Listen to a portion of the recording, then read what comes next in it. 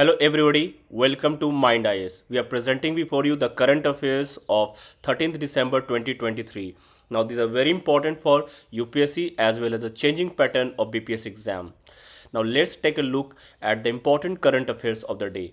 So the first current affairs talks about the steady rise in the opium production in the region of Golden Triangle in the year 2023, according to the reports of United Nations Office on Drugs and Crime.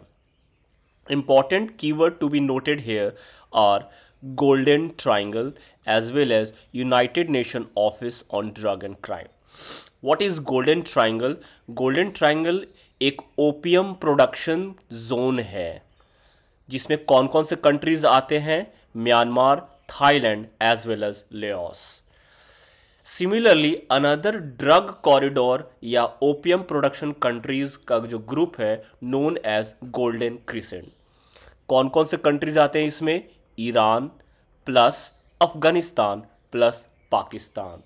तो आप देख सकते हैं this two important terminology golden triangle and golden crescent which are very dangerous for India. Myanmar has now become the world's top opium producer after the decline of opium production in Afghanistan. पहले opium का सबसे बड़ा producer Afghanistan था जो अब Myanmar हो गया है. ड्रग मेनेस का प्रॉब्लम आप इस कॉन्टेक्स्ट से देख सकते हैं कि इंडिया म्यांमार के बॉर्डर पे एक एरिया है Sagaing in Myanmar where there has been substantial increase in opium cultivation. ये इंडिया में क्या इंक्रीज करेगा? ड्रग मेनेस को, ड्रग मेनेस या ड्रग के प्रॉब्लम को. Clear? How come drug trafficking has been a challenge to India security according to the world drug report 2022. यहाँ जान लेंगे कि वर्ल्ड ड्रग रिपोर्ट कौन पब्लिश करता है? United Nation office on drug and crime. तो according to world drug report सबसे ज़्यादा जो ओपियम का जो सीजर हुआ है, कैप्चर हुआ है, उसमें इंडिया 4th रैंक होता है और सबसे ज़्यादा जो मॉर्फिन के कैप्चर में इंडिया का वर्ल्ड में 3rd रैंक है. क्लियर? तो according to the world drug report published by United Nation office on drugs and crime. Clear? Bharat सरकार ने क्या स्टेप्स लिए हैं to curb the drug menace?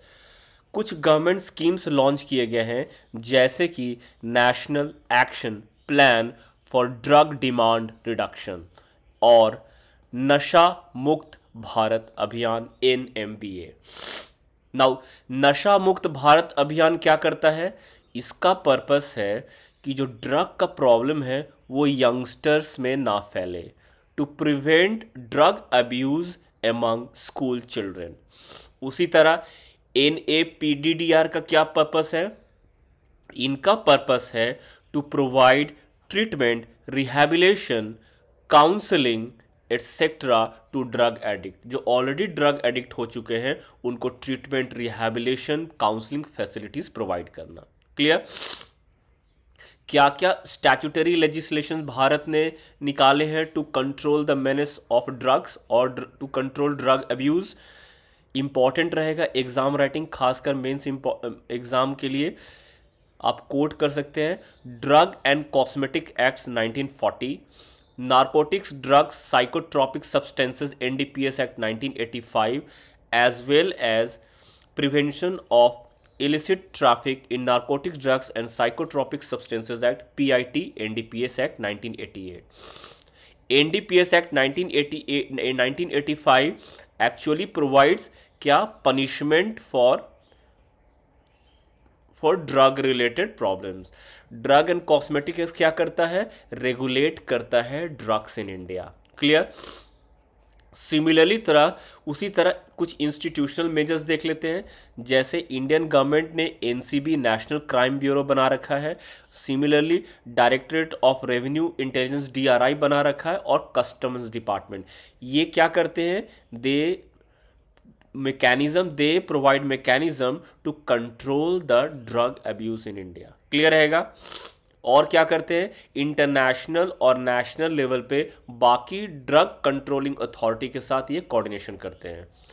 कुछ भारतीय सरकार ने पोर्टल्स भी निकाले हैं, जैसे कि क्या है, वन सच पोर्टल इज निदान पोर्टल। क्या है निदान पोर्टल? ये एक्चुअली एक डेटाबेस है जो फोटोग्राफ्स, फिंगरप्रिंट्स एटसेट्रा कंटेन करता है, किसका? कॉन्विक्ट का और सस्पेक्ट का, जो इन्वॉल्व है किसमें? ड्रग अब्यूज में। क्लियर रहेगा? उसी तरह एक और पोर्टल है एनकॉर्ड पोर्टल, जिसका फुल फॉर्म है national narcotics coordination portal, NCORD, जो हाईलाइट करता है सोर्स कहाँ से आ रहा है ड्रग और जा कहाँ रहा है, source and destination of the drug. तो प्लीज नोट इंपॉर्टेंट पोर्टल्स निदान एंड एनकॉर्ड पोर्टल्स। क्लियर? आगे देख लेते हैं क्या क्या इंपॉर्टेंट क्या क्या फैक्टर्स हैं या क्या क्या थ्रेट हैं इंडिया के लिए due to drug problems.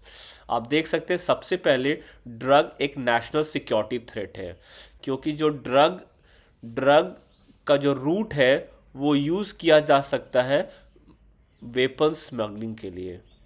Those routes can be use for weapon smuggling. इसी तरह ड्रग रूट से ज़्यादा क्रॉस बॉर्डर स्मगलिंग हो सकता है। Similarly the money coming from the drug can be used for corruption purposes as well as for laundering of money, जिसका मतलब है कि जो कहते हैं कि ब्लैक मनी को वाइट मनी में कन्वर्ट किया जा सकता है और इंडियन के इकोनॉमिकल सिस्टम में उसको डाला जा सकता है। Drug many youngsters under the influence of drug abuse, उससे क्या होता है? लॉट ऑफ हेल्थ लॉस होता है, जिसके वजह से it is a health care burden on India.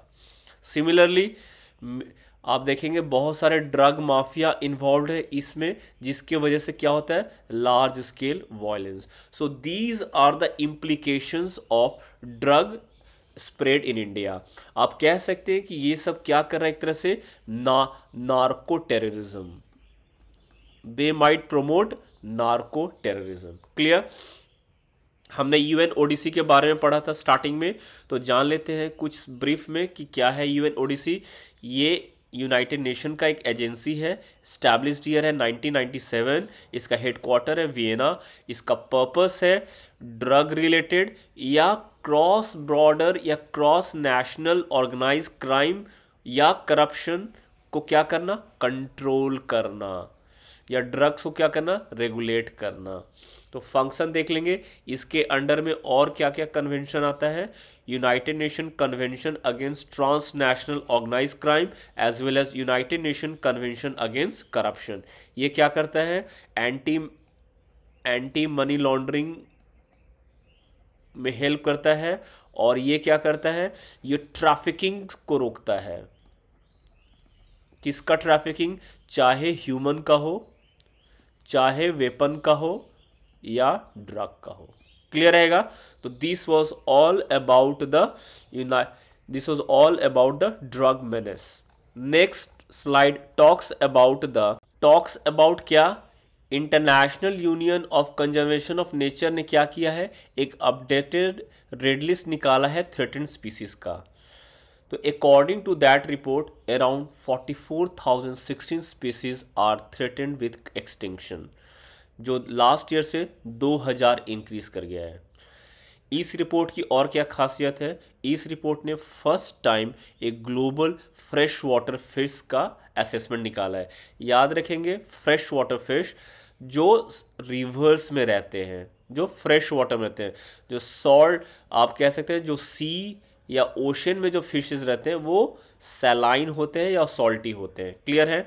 तो it has introduce for the first time global fresh water fish assessment, जिसके मुताबिक 25% फ्रेश वाटर फिश हैं, they are facing the risk of extinction. Clear? India में इस report का क्या impact है? आप देखेंगे इसने 4 फिश स्पेसीज जो केरला में पाए जाते हैं उनका नाम जिक्र किया है। कुछ इंडेंजर्ड में लिस्ट में डाला है, कुछ वनरेबल लिस्ट में डाला है।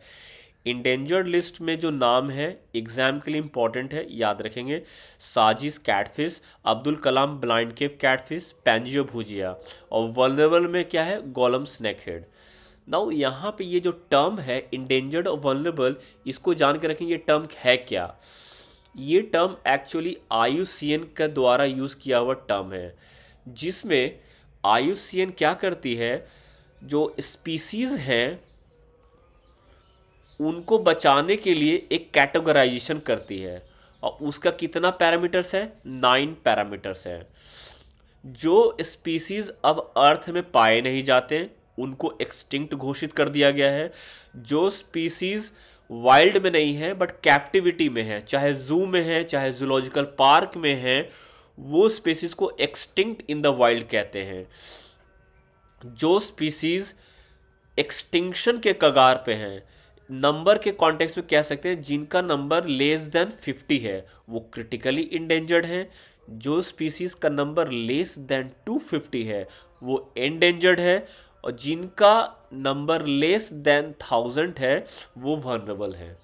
तो इस तरह से कैटेगराइजेशन है थ्रेट और टू द स्पीसीज का। तो आप देखेंगे यहाँ पर कि इंडेंजर्ड में ये सारे फिशेज हैं, वल्नरेबल में गोलम स्नेकहेड है। क्लियर है। नाउ IUCN क्या है। IUCN एक्चुअली एक मेंबरशिप बेस्ड यूनियन है, जिसमें गवर्नमेंट भी है, NGOs और सिविल सोसाइटी भी है। इसका पर्पस क्या है, इसका पर्पस है to publish red data book, जिससे क्या होगा, जिससे कंजर्व कर सकते हैं हम लोग किसको, फ्लोरा एंड फौना को। क्लियर है।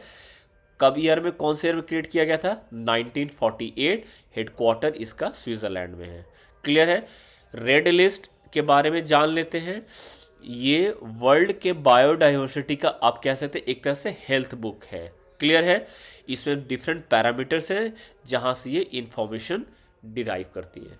सो this was all about IUCN। एक पॉजिटिव इस रिपोर्ट का है कि एक फेमस एंटीलोप है जिसको कहते हैं साइगा, वो क्रिटिकली इन डेंजर से नियर थ्रेटेड में पहुंच गया है। तो this is a good news for conservationist. Clear है। उसी लाइन पे सिमिलरली एनवायरनमेंट सेक्शन से ही डील कर लेते हैं। एक और न्यूज़ क्या कहता है कि कवल टाइगर रिजर्व में एक एक्वेटिक स्पेसीज दिखा गया है जो जिसका नाम है स्मूथ कोटेड ओटर, जिसको तेलुगु में नीति पिल्ली कहते हैं। Please remember there has been findings of a smooth coated otter known as Niti Pili in Telugu at Kaval Tiger Reserve. So let's know what is smooth coated otter. Smooth coated otter is an animal which is found in southern Asia, खासकर India से towards eastward side, मतलब south east India से लेकर south east Asia तक। Sometimes it has also be found in the marshy lands of Iraq. Clear. Habitat ये कहाँ रहते हैं, they are basically fresh water dwellers, जहाँ पे स्वम्प फॉरेस्ट हो, जहाँ पे मैंग्रोव फॉरेस्ट हो और लार्ज फॉरेस्टेड रिवर्स हो। क्लियर। वाटर में रहने वाले हैं otter, as well as they can also live in land. ज़्यादातर पानी में रहते हैं but they can also live on land. So amphibious आप इनको कह सकते हैं। ये जो स्मूथ कोटेड ऑटर है they are the largest of all the otters found in south east Asia. और जैसे हमने ऊपर के स्लाइड में पढ़ा था, IUCN के जो डिफरेंट कंजर्वेशन स्टेटस है इसमें इसका रैंक वल्नरेबल है। क्लियर है।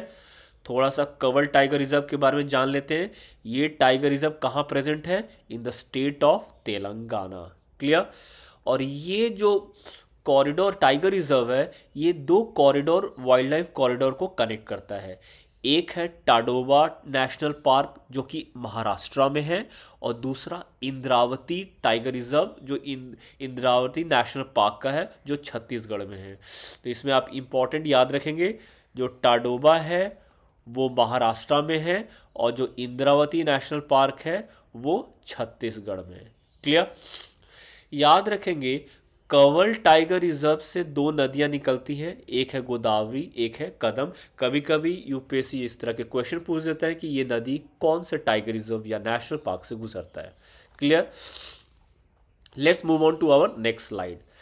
Next slide talks about the bombing of a old heritage city जिसका नाम है Khan Younis city by Israel.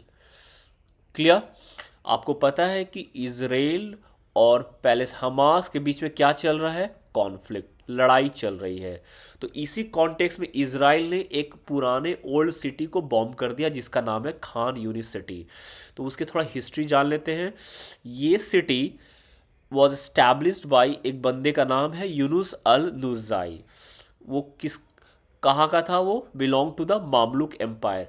हम मामलुक एम्पायर हमारे मॉडर्न हिस्ट्री से इम्पॉर्टेंट है क्योंकि हमने पढ़ा है कि जब पोर्टुगीज इंडिया आए थे तो उस वक्त there was a battle between the Mamluk sultan of Egypt along with the ruler of Gujarat against the Portuguese. तो इस कॉन्टेक्स्ट से याद रखेंगे, इसी बंदे यूनुस अल नुरजाई के नाम पर ये सिटी बनाया गया है।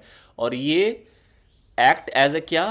Act as a postal network, जिसको बरीद कहते हैं। याद रखेंगे, दिल्ली सल्तनत में भी इस ऑफिसर्स का नाम बरीद होते थे, जो क्या करते थे?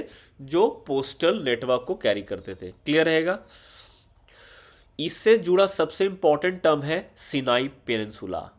सिनाई पेनिनसुला आप देख सकते हैं, सिनाई पेनिनसुला इस पिक्चर में, ये एक्चुअली में एक ट्रायंगल शेप्ड पेनिनसुला है। एक तरफ इजिप्ट को कनेक्ट करता है और दूसरी तरफ इजराइल और गाजा पट्टी को कनेक्ट करता है। और या कॉन्टिनेंट वाइज करेंगे तो इजिप्ट अफ्रीका में, अफ्रीका को कनेक्ट करता है किसके साथ? एशिया से कनेक्ट करता है। क्लियर है? और स्वेज कैनल जो बहुत इंपॉर्टेंट कैनल है, lies to the west of Sinai peninsula. यहाँ पे स्वेज कैनल कंटेन करता है। तो याद रखेंगे, एग्जाम के लिए important Sinai peninsula. Moving on to our next slide, which talks about from the politics section. क्या कहता है ये? कि राज्यसभा ने एक बिल पास की है जिसका नाम है chief election commissioner and other election commissioners appointment conditions of service and terms of office bill. ये बिल 1991 की एक बिल को रिप्लेस कर रही है। क्या नाम था उस बिल का? Election commission conditions of service of election commissioner and transaction of business. इस बिल को क्या कर रही है? रिप्लेस कर रही है। पर्पस क्या है इस बिल का? पर्पस है कि ये बिल इलेक्शन कमिश्नर और चीफ इलेक्शन कमिश्नर्स के अपॉइंटमेंट, सैलरी और इनके रिमूवल की बात करती है। तो कुछ इंपॉर्टेंट पॉइंट जान लेते हैं। According to this bill introduce in the year 2023, जो चीफ इलेक्शन कमिश्नर हैं और इलेक्शन कमिश्नर्स हैं वो अपॉइंटेड होंगे किसके द्वारा? प्रेसिडेंट के द्वारा, upon the recommendation of search and selection committee. तो याद रखेंगे, according to this bill they will be appointed on the recommendation of a search and selection committee. तो जान लेते हैं what is a search committee. Search committee है, it will be headed by the law minister of India, और वो कुछ names को propose करेगी and that names will be send to the selection committee. Now selection committee क्या करेगी? Selection committee will select the chief election commissioners as well as election commissioners. Now selection committee के कौन कौन members रहेंगे? Very important for exam, prime minister, एक union cabinet minister and leader of opposition या फिर the leader of the largest opposition party in Lok Sabha. Clear? इस bill के मुताबिक जो सर्विस कंडीशंस हैं सीसी और ईसी के, वो सुप्रीम कोर्ट जजेस के अकॉर्डिंग रहेंगे और उनका रिमूवल भी वैसे ही होगा जैसे कि सुप्रीम कोर्ट के जजेस का रिमूवल होता है। इसके बारे में डिटेल्ड हम लोग पॉलिटिक्स सेक्शन में पढ़ सकते हैं। अभी थोड़ा फर्दर और जान लेंगे इलेक्शन कमीशन के बारे में। We all know election commission क्या है? एक परमानेंट बॉडी है और ये कहाँ किसके द्वारा स्टैब्लिश किया है? Constitution of India. तो याद रखेंगे ये क्या है? ये एक कॉन्स्टिट्यूशनल बॉडी है जो कि कॉन्स्टिट्यूशन ऑफ इंडिया में मेंशन्ड है। कौन से आर्टिकल में मेंशन्ड है?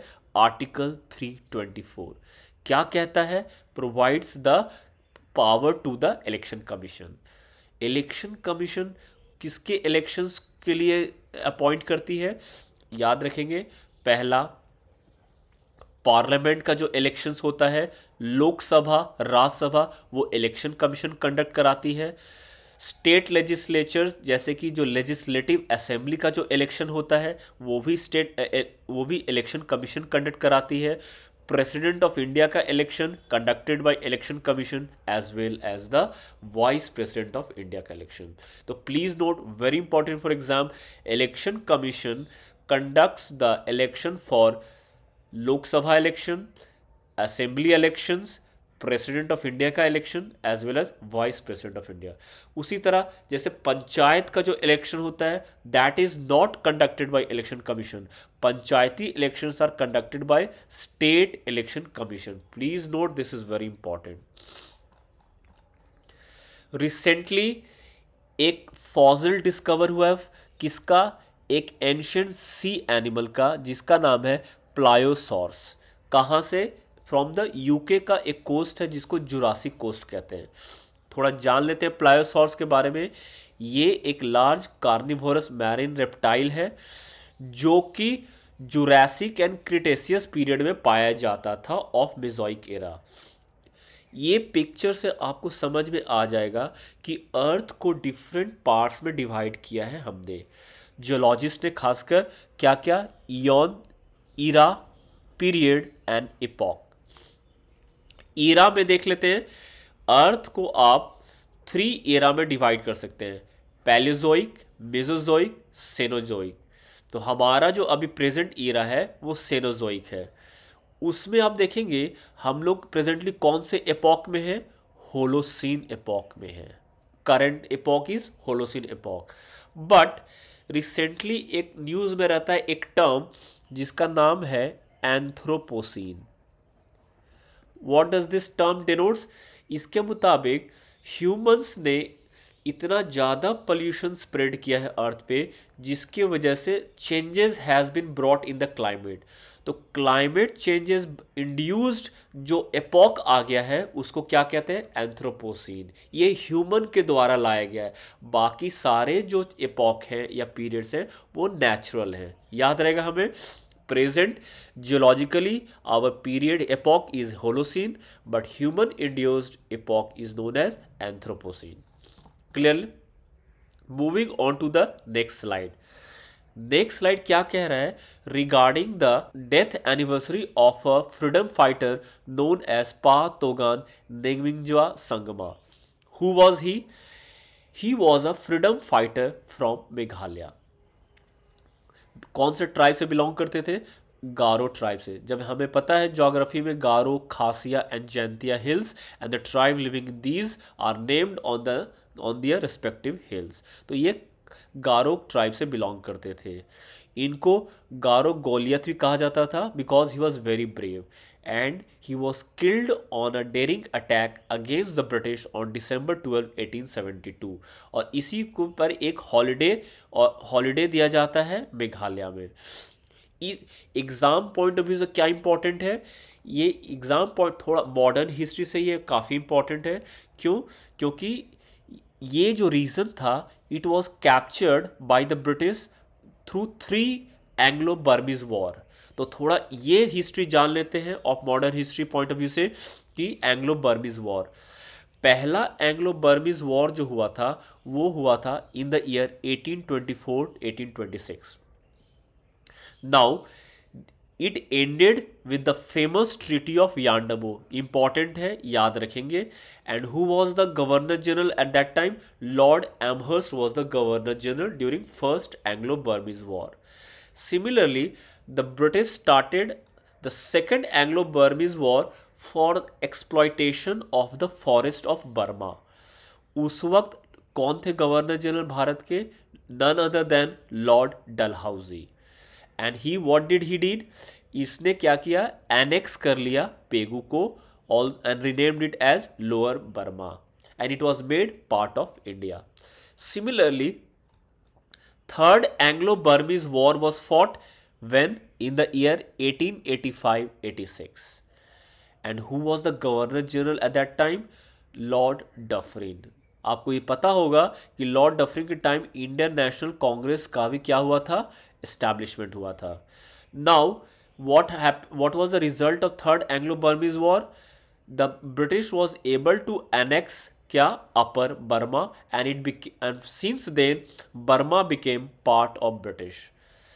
अगेन मॉडर्न हिस्ट्री के पॉइंट ऑफ व्यू से दिस इज वेरी इंपॉर्टेंट कि बर्मा सेपरेट हो गया था इंडिया से इन द ईयर 1935. ये साइमन कमीशन का भी रिकमेंडेशन था to separate Burma from India. Officially Burma separated from India on April 1st, 1937 and became a separate colony of Britain. Clear?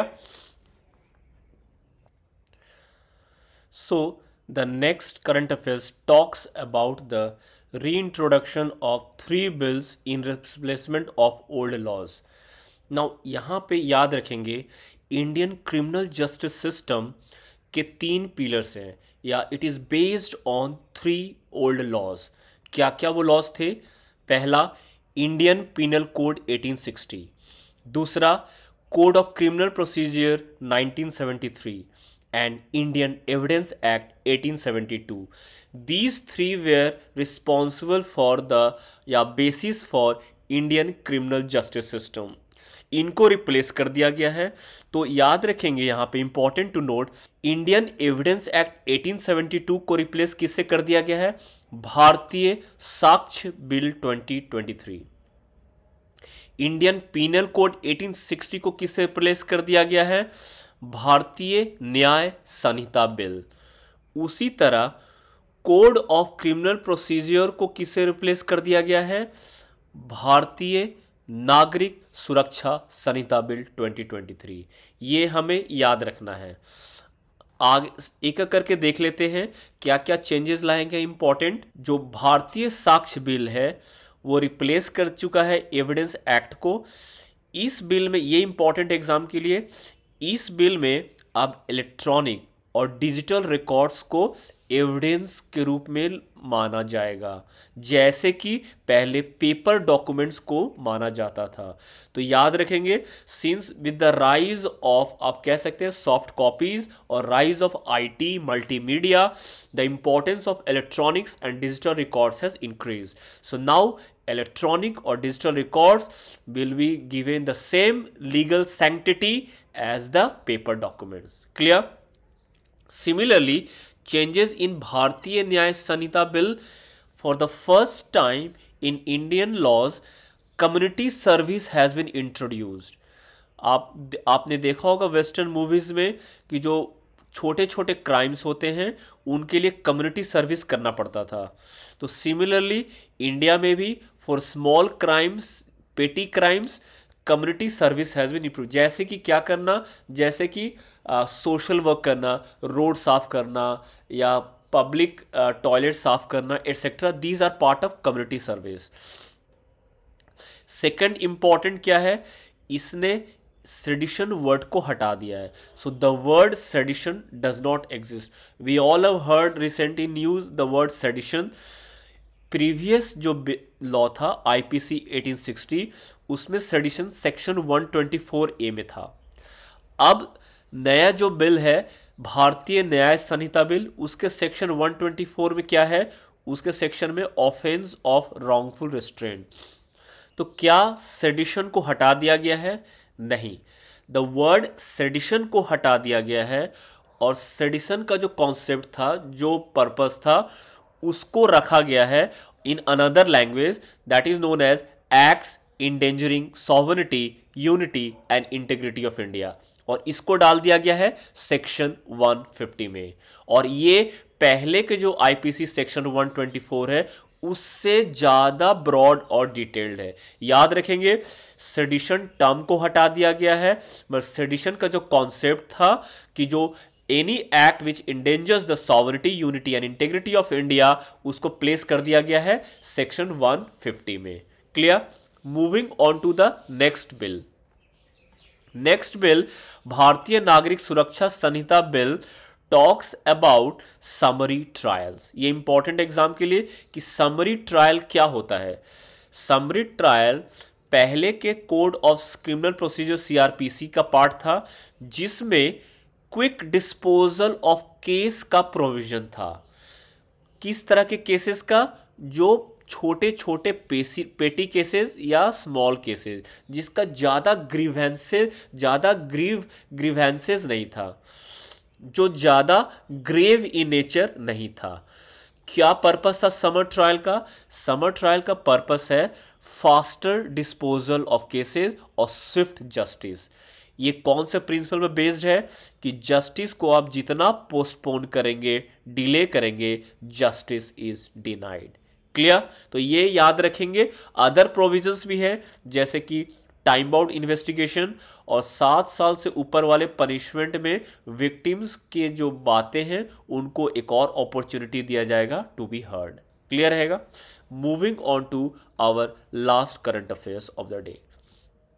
It talks about the launching of Indian Forest and Wood Certification Scheme by Ministry of Environment, Forest and Climate Change।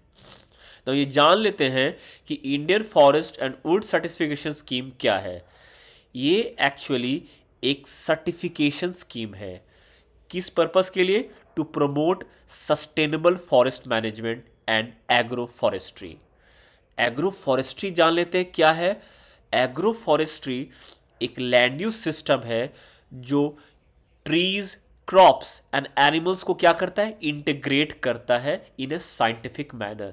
इसका मतलब कि आप खेत में आप देख रहे हैं जहाँ पे क्रॉप्स उगाया जाता है, बट साथ में कुछ इंपॉर्टेंट पेड़ को भी उगाया जाता है और एनिमल्स का भी यूज़ किया जाता है। इससे क्या होता है? प्रोडक्टिविटी इंक्रीज होता है, फार्मर्स का प्रॉफिटेबिलिटी बढ़ता है, एक आप कह सकते हैं बायोलॉजिकल डाइवर्सिटी इंक्रीज होता है और सस्टेनेबिलिटी में भी हेल्पफुल रहता है। Please note, father of modern agroforestry is known as P K. Ramachandra Nair. कौन है father of modern agroforestry? P K. Ramachandra Nair. Clear? Now Indian forest and wood certification scheme है, इसको देखेगा कौन? किसके इंचार्ज में है? Under Indian forest and wood certification council. और काउंसिल में कहाँ कहाँ के मेंबर्स हैं?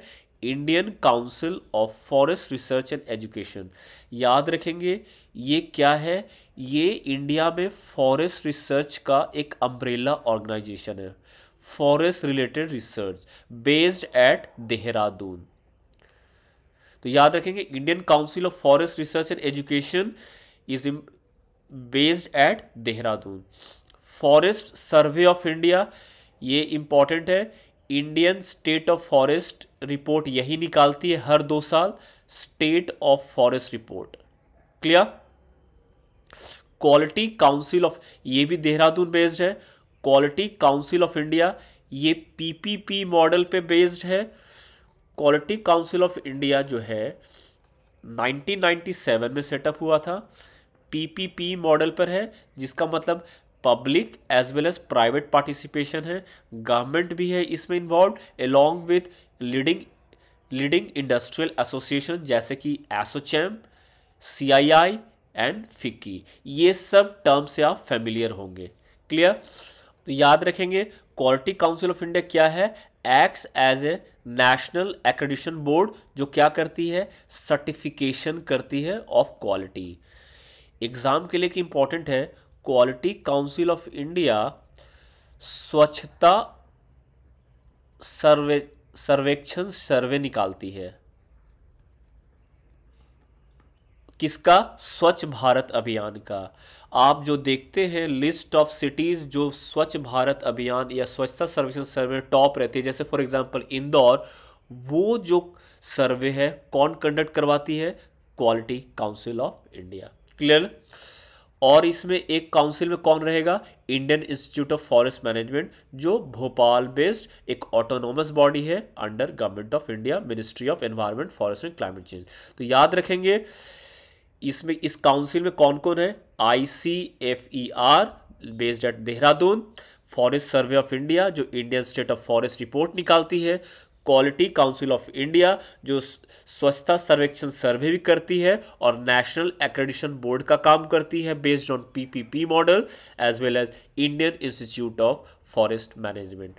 सो this was the complete list of day-to-day current affairs of 13 December 2023. Please stay tuned to Mind IAS for more such current affairs update. Thank you.